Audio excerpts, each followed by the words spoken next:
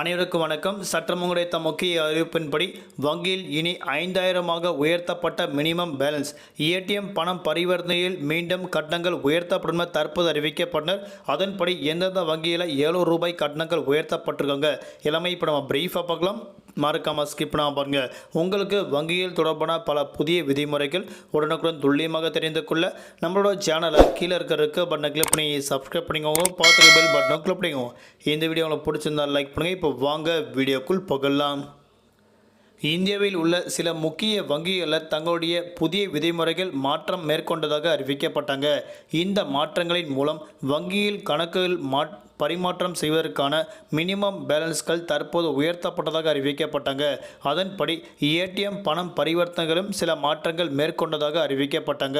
குறிப்பாக state bank of India தங்களுடைய minimum balance ரூபாய் 3000 இருந்து ரூபாய் 5000 உயர்த்தப்பட்டதாக அறிவிக்கப்பட்டாங்க.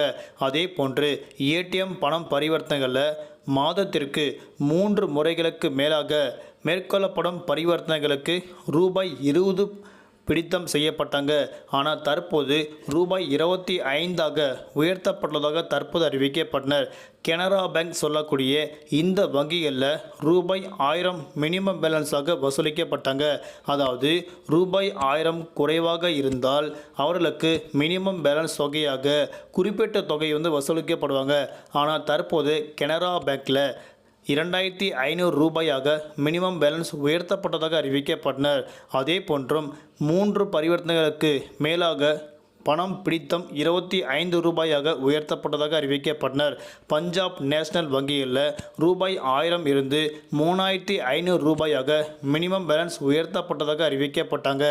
தன்னுடைய ஏடிஎம் சேவை கட்டணத்தையும் 25 ரூபாயாக உயர்த்தப்பட்டதாக அறிவிக்கப்பட்டாங்க.